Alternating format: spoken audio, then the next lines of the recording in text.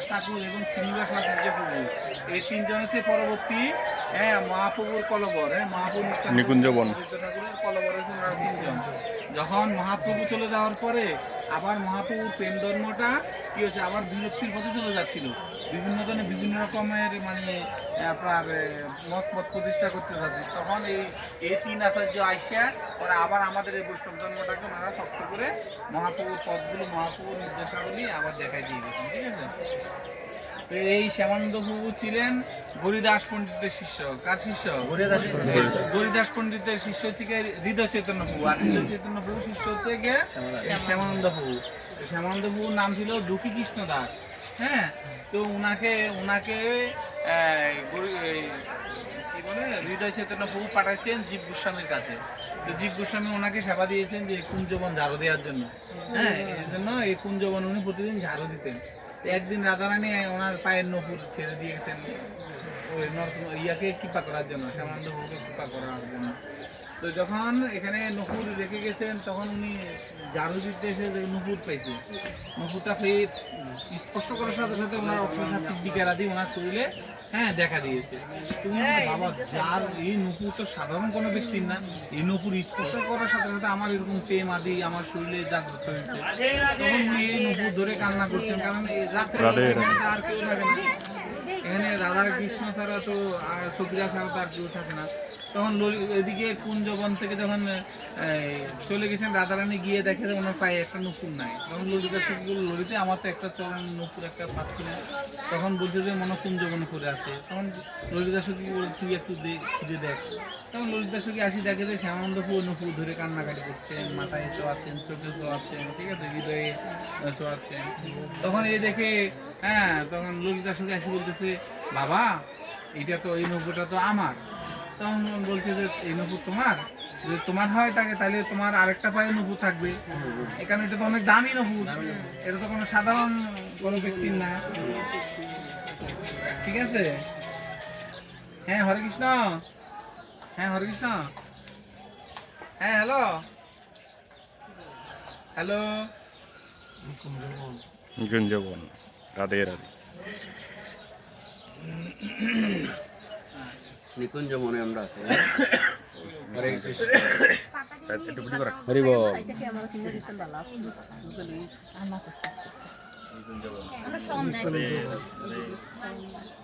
আমরা এখন হ্যাঁ, হ্যালো। বলো বলো প্রভু, আমরা এখন কোথায় আছি? হ্যাঁ, হ্যালো। हाँ, बाराहाघाट पंकज स्कूल है ना, पंकज स्कूल। हाँ, তারা দুজনের জিত বেশি, তারা দুজনের একটু বেশি করে করে। हाँ हाँ हाँ हाँ, केलीगंज के बाद मदन टेर है ना, मदन टेर का सामने जो गली है আমি তো তুলছেন বুদ্ধি কিছু বলেছি, বুদ্ধির দেখা গেছি আমরা দেখা।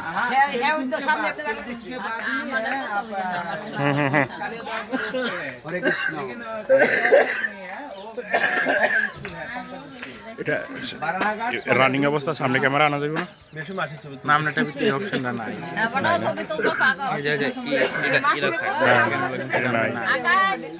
নাই।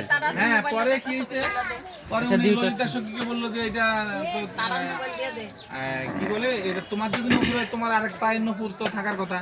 তখন বলছে, তখন উনার তো পায়ের নপুর নাই। তখন বলছে না এটা আমার না, আমার সখী। তখন বলছে যে না তোমার, তুমি একবার বলতেছো তোমার, একবার বলছো তোমার সখী। হ্যাঁ, এটা তো তোমার কথাবার্তা তো ভালো মনে হচ্ছে না। হ্যাঁ, যার নপুর সে যদি আসে এবং তার আরেকটা পায়ের নপুর দেখাইলে তো এরপর আমি নপুর এটা দিয়ে দেবো না।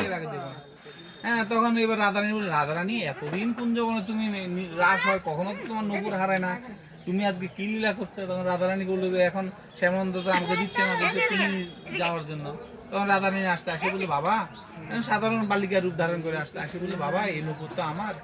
তখন বলছে তোমার তাহলে তোমার আরেকটা চরণ তো নপুর থাকবে, তাহলে তোমার ওই চরণ দেখাও। ভক্তরা তো চালাক হয় না। তখন রাধারানী চরণ দর্শন করাইছে। তখন বলছে যে তখন উনি নপুর চরণ স্পর্শ করে দেখতেছে, হ্যাঁ এই নপুর সাথে এই নপুর।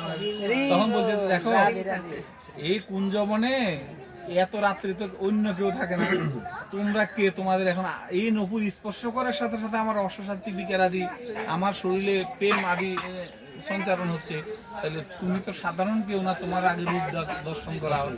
হ্যাঁ, তখন রাধারানী তার রূপ দর্শন করে। ওই রাধে রাধে নিত্য কিশোরী রাধারানীর যে অরিজিনাল নিত্য কিশোরী নিত্য কিশোরী রূপ। কত বছরের? 13 বছরের নিত্য কিশোরী রূপ। আর কৃষ্ণের হচ্ছে কত বছরের? 16 বছরের। হ্যাঁ, তখন এই নিত্য কিশোরী রূপ ওনাকে দর্শন করাইছেন এবং তখন বলছে দেখো তোমার নাম, তুমি শ্যামের সেবা করে যে আনন্দ পাচ্ছ, হ্যাঁ, এই জন্য আজ থেকে তোমার নাম তো দুঃখী হওয়ার কথা না, তোমার নাম আজ থেকে শ্যামানন্দ। তুমি আমার শ্যামের সেবা করে আনন্দ পাচ্ছ, এই জন্য তোমার নাম শ্যামানন্দ। আর তখন উনি কি রাধারানী কি ওনার হৃদয় কমল থেকে শ্যাম সুন্দরকে হ্যাঁ দিয়েছেন। এখন আমরা এরপরে শ্যামানন্দপুর যে বিগ্রহ রাধারানী দিয়েছিলেন সেই রাধা শ্যাম সুন্দর মন্দিরে যাব, ঠিক আছে? এইখানে এই জন্য সেবা করে এখানে রাধারানী চরণ লাভ করেছিলেন, এই জন্য এই কুঞ্জের নাম পরবর্তীতে সেবা কুঞ্জ নাম, ঠিক আছে? জয় নিকুঞ্জ বন কি জয়, শ্যামানন্দপুর কি জয়, রাধা শ্যাম সুন্দর কি জয়। হরি। আর এখানে ওখানে এখানে কুঞ্জ ধরো বড় সব এক একটা আরে মাইয়া রাধারানী দেখো হাই কি করতাম দেখছেন অর্ধেক খাইয়া আমার কাটা আছে।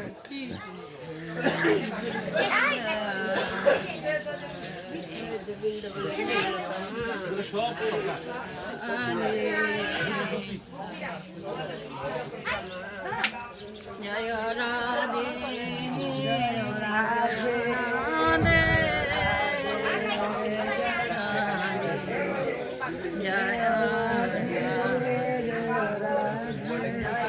রাধে জয়